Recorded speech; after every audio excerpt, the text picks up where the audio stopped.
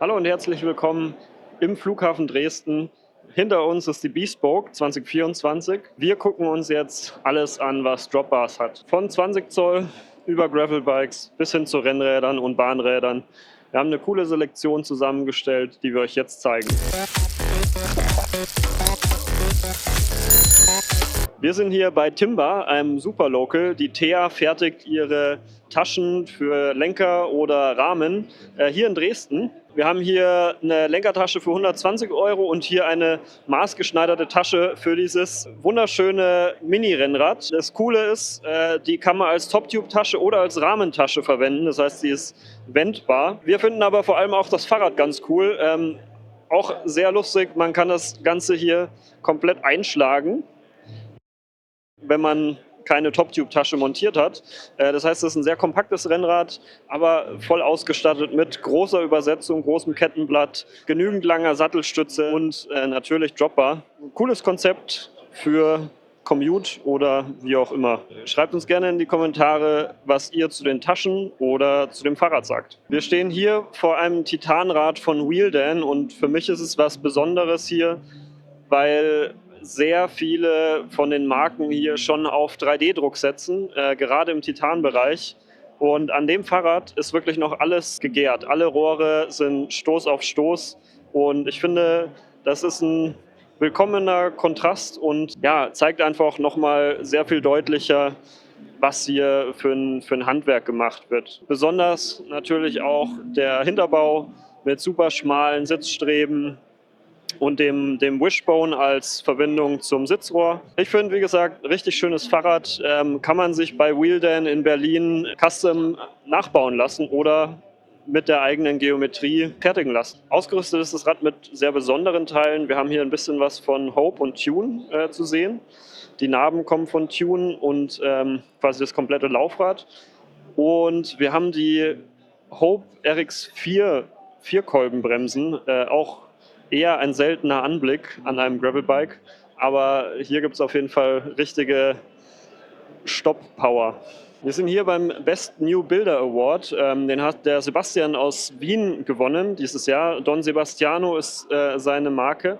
Und wir stehen hier vor seinem dritten Rahmen. Das ist der dritte Rahmen, den er gefertigt hat. Und natürlich, der Rahmen ist schon sehr, sehr geil, aber es sticht natürlich besonders heraus die Gabel. Er hat hier eine Parallelogrammgabel gebaut, hat sich dazu auch sehr viele Gedanken gemacht. Die Raderhebungskurve ist linear, nicht eine Kurve, wie das normalerweise ist. Und er hat sie komplett selbst gefertigt. Hat relativ viele Montagepunkte für Zubehör oder Taschen. Und ja, hier ein Federbein vorne drin. Ist natürlich wie aus einem Guss, nachdem er auch den Rahmen hergestellt hat. Finish passt, der Vorbau ist mit integriert. Und es sind einfach sehr viele kleine und feine Details, die dieses Fahrrad super besonders machen. Und vor allem Hut ab dafür, dass es halt, wie gesagt, erst das dritte Fahrrad ist, was er gebaut hat. Es gibt noch eine kleine lustige Hintergrundstory. Der Sebastian und ich kennen uns eigentlich nicht, aber wir haben schon mal zusammen bei Paragon Machine Works Teile bestellt. Wer aus dem Forum kennt und Rahmenbau betreibt, kennt bestimmt den entsprechenden Thread, wo sich immer mal wieder Leute zusammenfinden, um sich die Versandkosten aufzuteilen. Und ja, wir hatten uns bisher nie so gesprochen und sind gerade per Zufall darauf gekommen, dass wir uns eigentlich kennen. Die Rahmenbauer-Szene ist also ein Dorf und es ist cool, einfach hier solche Connections dann zu machen. Wir stehen hier vor dem Bluey Travel Gravel in der wundervollen Lackierung Rusty Lollipop. Lackiert hat es Mario von Whiteways. Bluey und Whiteways sind in einer Werkstatt zusammen, kommen aus Leipzig. Super wilde Lackierung. Hintergrund dazu. Der Kunde hat dieses Fahrrad gekauft, es wurde gebaut und die Warteschlange bei Mario bei der Lackierung war relativ lang zu dem Zeitpunkt. Der Kunde wollte aber nicht warten, damit dieses Fahrrad zu fahren, hat es dann schon mit nach Hause genommen, ist es gefahren und als dann die Zeit gekommen ist, wo er in der Warteliste weit genug vorne war, wurde dann das Rad wieder zurückgebracht und dann das Lackkonzept entworfen. Der Rost, einfach die der halt in diesem einen Jahr entstanden ist, wo das Fahrrad schon unterwegs war, sollte mit ins Farbkonzept integriert werden. Und entstanden ist dabei ein super cooles Rad mit einem tollen Fade von rosa hoch, hier fast ins gräulich-blaue. Und wir haben hier einen großen Bereich, der quasi nur Raw ist mit Klarlack drauf, beziehungsweise ist schon ein bisschen aufwendiger. Hier sind 3 Schichten Lack drauf, ein Lack, der in den Rost reinzieht aus dem Automobilbereich, dann geschliffen mit Filler drauf, nochmal lackiert, nochmal geschliffen, nochmal mit Filler drauf und nochmal klar lackiert. Also eine super aufwendige Lackierung. Ich finde, passt super gut zu diesem detailverliebten Rahmen auch.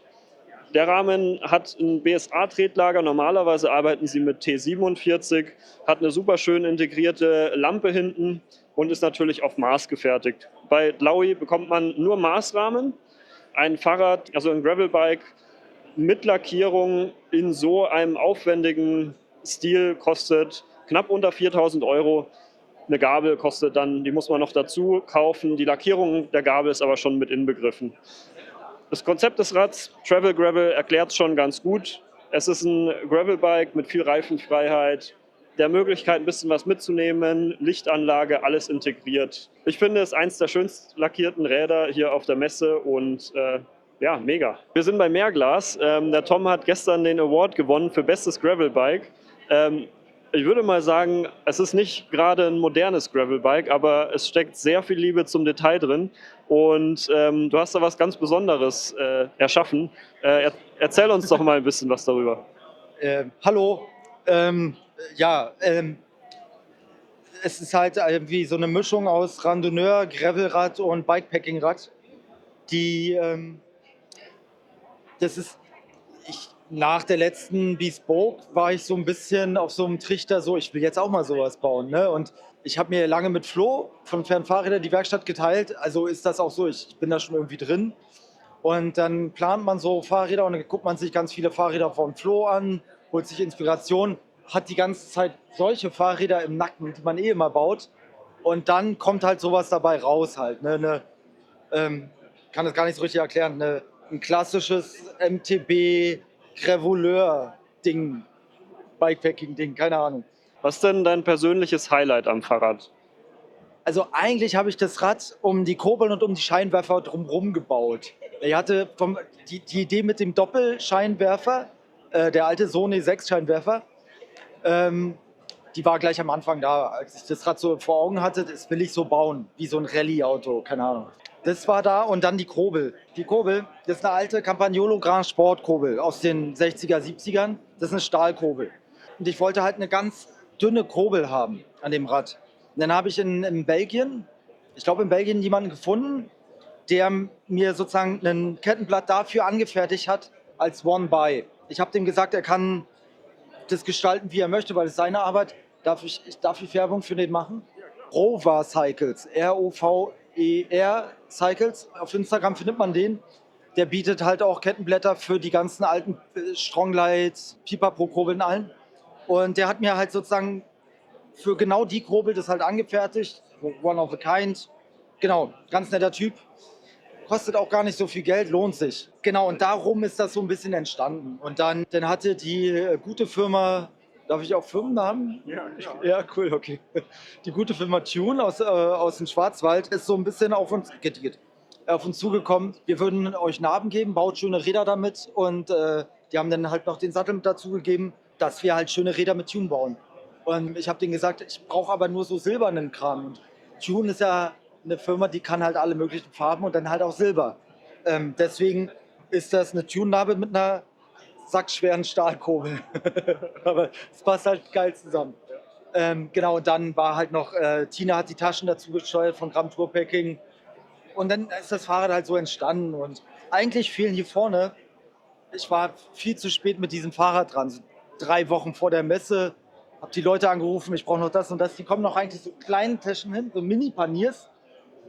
Und dann fließt das Rad hier so weg. Das fehlt leider noch, aber ansonsten ist cool. Genau, ja. Ja, mega, vielen Dank. Also ich finde auf jeden Fall, man erkennt auch da deine Handschrift auf jeden Fall. Viele coole Details, von hier vorne der Bremsanlenkung in den Vorbau integriert. Das Gesamtpaket, einfach die Komponentenauswahl. Ich finde, da hast du schon ein Händchen für und insofern finde ich auch absolut verdient gewonnen. Dankeschön, Dankeschön. Ich will noch eine Sache dazu sagen. Der Rahmen ist ultra flexi. Also ich habe extra super dünnwandiges Rohr genommen. Also die Oberrohr und Sitzrohr sind eigentlich super leichte Unterrohre. Einfach damit das nochmal leichter wird. Reynolds Gabelscheiden, die super dünnwandig sind, die sehr doll federn. Der Vorbau ist auch super schmal, damit er auch Flex hat. Low-Trail-Geometrie. Ich bin selber noch nicht gefahren. Ich weiß gar nicht, ob das Konzept so geil ist. Aber bei den Randonneuren funktioniert sehr gut. Und ich will das einfach so ein bisschen transferieren in eine Gravel-Nummer, in eine Bikepacking-Nummer mit dicken Reifen. Und man muss das bauen, sonst weißt du gar nicht, wie das ist. Und deswegen habe ich das gebaut und dann werde ich es mal sehen. Wenn es nicht funktioniert, muss man was ändern. Aber nur so kannst du halt dich weiterentwickeln halt. Ne? Und das wollte ich damit machen. Ich hoffe, es hat funktioniert.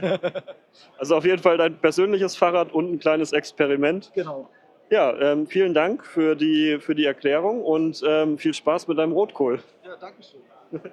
Yo, Fernie, wir stehen hier vor dem Best Touring Bike. Das hat der Flo von Fernbikes gewonnen und dafür eine 1A Süßkartoffel abgesahnt. Der Flo hat sich gedacht, er baut mal was Lustiges. Das hat er uns genau so gesagt. Und ja, es soll so ein bisschen eine Hommage sein an ein Fat Chance Yo Eddie. Deswegen steht hier auf dem Steuerrohr auch Far, also fern auf Englisch. Und mit dem Trademark-Zeichen lese ich es nicht nochmal vor. Aber es ist ein super geiles Bike geworden. Also tolles Farbkonzept und auch auf der technischen Seite mega gut durchdacht. Am Hinterbau gibt es ein Relikt, das ist ein Quick Changer. Wenn man das Hinterrad rausnimmt, bleibt die Kette darauf liegen und man kann relativ schnell das Hinterrad wechseln. Also eine ganz, ganz coole Sache. Es ist ausgerüstet mit einem ganzen Set an Gramm Tourpacking-Taschen, von einer reflektierenden Toolbag hinten am Sattel, über die Oberrohrbag. Im Rahmendreieck ist was drin und hinten natürlich dann auch noch 2 Taschen drauf. Ist übrigens auch ein sehr, sehr cooles System. Ist mit einem Schnappverschluss. Jetzt habe ich den gelöst. Und dann mit 2 Magneten. Ups, jetzt fällt mein Fahrrad gleich um hier. So, sah jetzt umständlicher aus, als es tatsächlich ist. Im Endeffekt, zack, ist es schon wieder dran. Ja, super, super cool durchdachtes Bike. Kleines Schmankerl noch dran. Der Flo hat sich gedacht, er macht nicht nur so ein bisschen Anti-Mainstream, was das Konzept angeht, sondern auch was die Kabelführung angeht und hat sich gedacht, wenn es einen Preis zu gewinnen gibt für die meisten außenverlegten Züge, dann will er den auf jeden Fall gewinnen. Deswegen ist sogar die Dropper-Post außen verlegt. Letztes kleines Detail, was noch heraussticht, ist die Cybercycles-Gabel.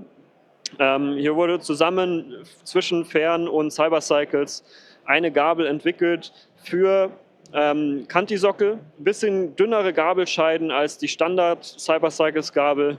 Also hier auch wieder ein Kollaborationsprojekt, was super, super cool geworden ist. Und ja, also es ist auf jeden Fall ein Fahrrad mit einem Augenzwinkern, technisch mega. Der Flo hat das Fahrrad für sich selbst gebaut und er freut sich jetzt schon hier nach der Messe auf die ersten Ausfahrten damit. Wie gefällt euch das Fahrrad? Kurzer Funfact: Avalanche hat gestern wie eine Lawine Preise abgeräumt. Hier muss man nahe rangehen. Die Lackierung hat nämlich ganz schön viele coole, interessante Linien. Es gibt hier Höhenlinien zu entdecken, sehr, sehr feinteilig. Es sieht aus wie der Paris Trail.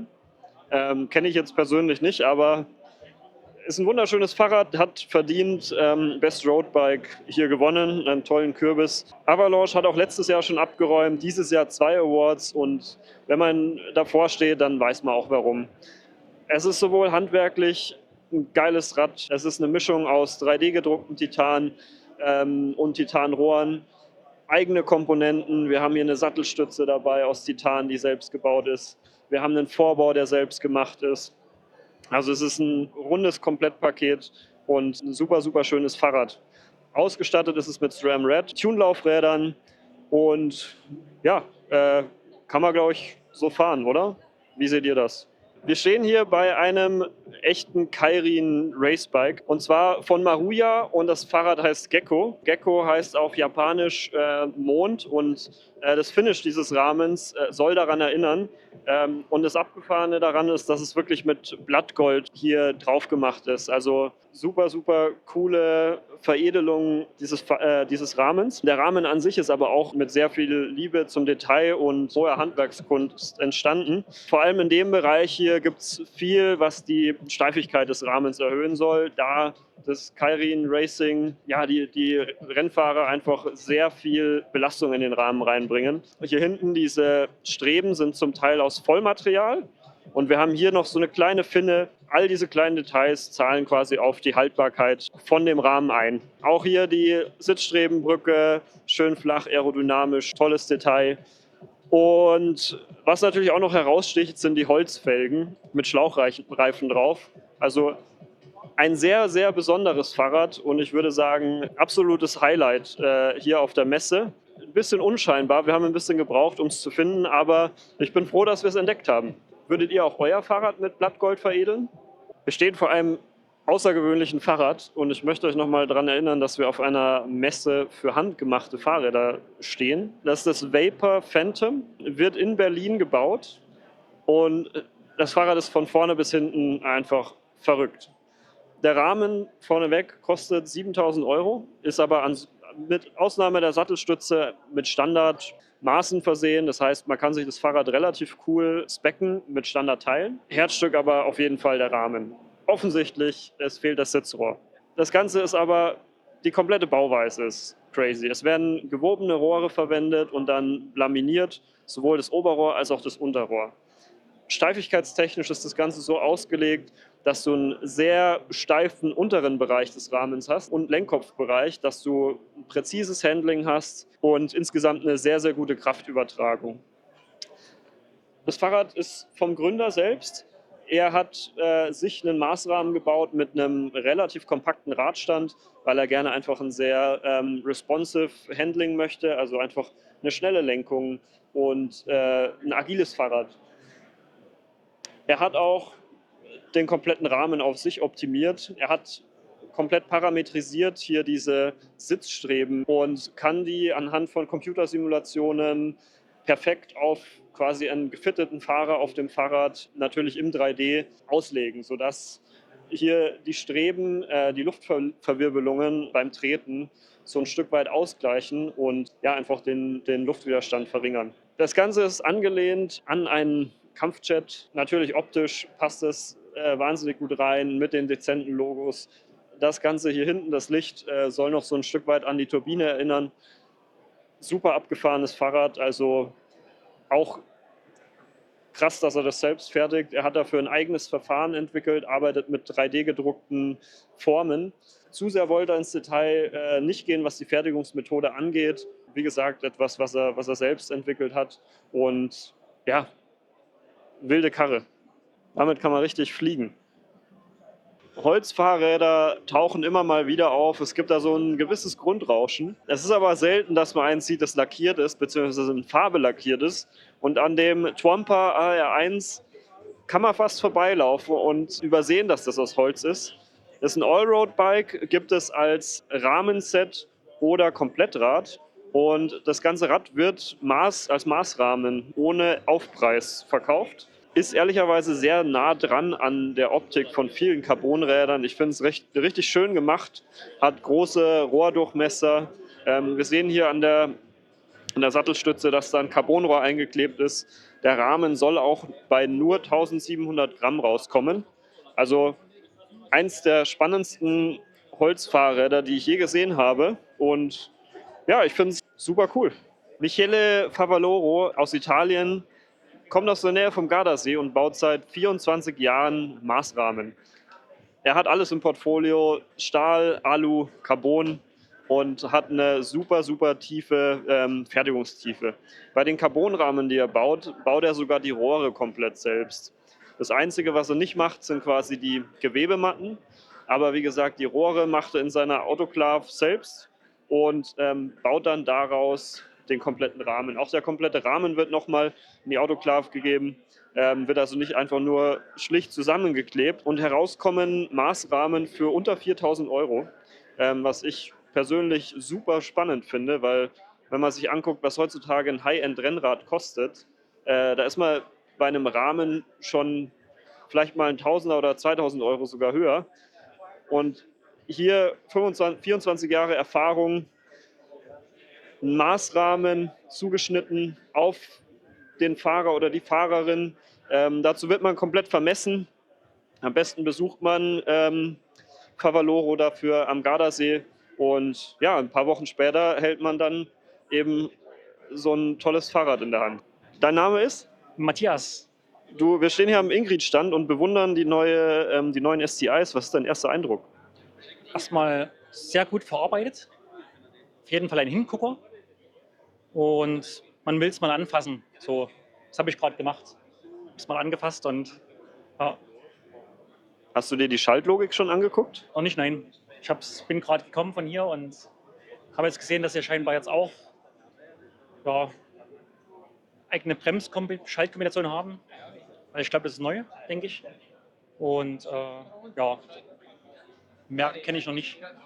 Ja, cool, danke dir.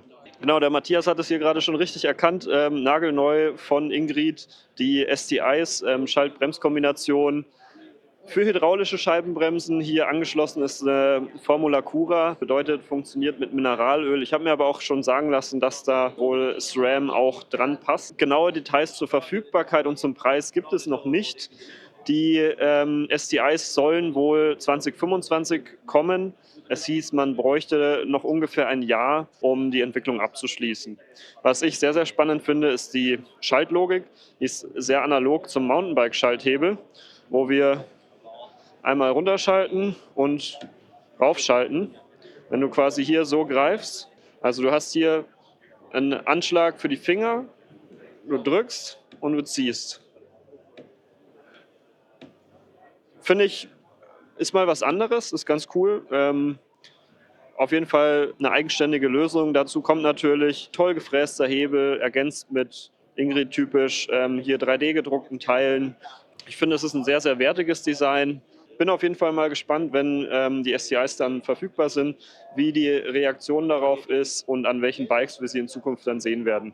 Wir sind hier bei Van Voigt aus dem Bayerischen Wald. Hier gibt es Titanräder. Das Ganze hat angefangen mit Titan-Maßrahmen. Inzwischen gibt es hier ja, einfach Bikes zu kaufen. Wir haben hier das Road-Modell in Größe 58 mit relativ wenig Carbon, nur an den Stellen, wo es eigentlich einen sehr, sehr großen und wichtigen Einfluss auf die Performance hat, wurde hier Carbon eingesetzt. Laufräder, Lenkervorbaueinheit, Gabel. Ansonsten Rahmen, Antrieb, Sattelstütze, alles aus Metall gefertigt. Kommt das Fahrrad unter 7 Kilo? Erster Prototyp hier? Ja, also der Rahmen ist irgendwo so bei 4,5 wird der wo, 4,5, 5 wird der wo kosten, der Prototyprahmen. Und der Rest der Anbauteile müsste ich mal zusammenrechnen. Aber Laufräder und so Geschichte wird er irgendwo schon so bei 8 rum, 8 plus minus liegen. Okay, cool. Wie viele Rahmengrößen wird es geben? Es wird so wie bei unserem anderen Serienmodell auch wieder von 50 bis 60 Zweierschritte, 5 Rahmengrößen wird es definitiv geben. Cool, also für alle was dabei.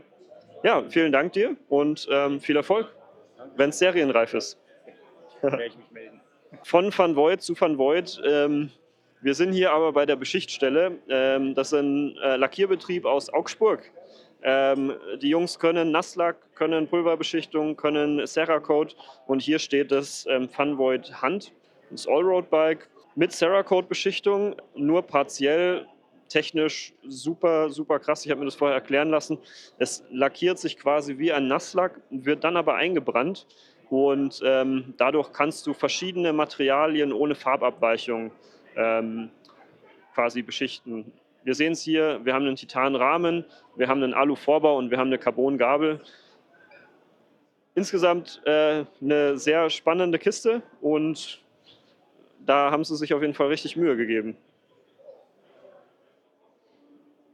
Was meint ihr, ist euch das schon zu wild oder genau euers? Wir sind am Stand von Finbar Trout. Vielleicht habt ihr von Finbar Trout bei den Craft Bike Days letztes Jahr schon was mitbekommen. Das Gravelbike hier hat die beste Lackierung gewonnen. Gemacht hat das Ganze Velo Ciao aus Berlin und es ist eine sehr aufwendige Lackierung mit partiell matt, partiell Glanzlack. Wir haben hier verschiedene Marble-Effekte. Insgesamt ein mega, mega cooles Fahrrad. Also die Lackierung ist toll. Finbar Trout an sich baut nur Maßrahmen. Los geht's da bei 2.250 € für einen Rahmen ohne Gabel und ohne Lackierung. Mit einer, ja, ich sage jetzt mal nicht so aufwendigen Lackierung wie hier und Gabel landet man bei ungefähr 3.500 €. Fahrrad ist auch sehr schön ausgestattet.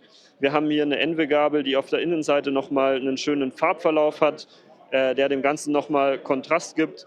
Und das Ganze wird aufgegriffen bei der Appleman-Kurbel, die man komplett customisieren kann, was die Farben angeht. Wir haben hier quasi das Pink nochmal aufgegriffen und auch dieses Mint nochmal aufgegriffen. Kleine Details, die hier wieder ein richtig cooles Fahrrad entstehen lassen. Ansonsten, wir haben eine Apex drauf und noch kein UDH, Piece Component, Sattelstütze und 3T-Lenker. In Zukunft wird es hier mehr mit Tune geben. Ja, wer Bock auf einen Maßrahmen hat, sollte sich Finbar Trout auf jeden Fall angucken. Coole Bikes für alle Einsatzbereiche im Bereich Dropper. Und durch die Kooperation mit verschiedenen Lackierern und Beschichtern ist der Kreativität hier eigentlich keine Grenze gesetzt, was auch dann die Optik des Fahrrads angeht. Was sagt ihr? Hat das Fahrrad sich Best Finish verdient? Würdet ihr bei Velo Ciao anrufen und sowas bestellen? We have just finished our walk around, our highlight tour of road bikes and dropper bikes. Peter, thanks for having us. Thanks for coming. And that's it from Rennrad News. Also check out Mountain Bike News and Nims Rad for other content and highlights about mountain bikes, cargo bikes and everything else. Cheers!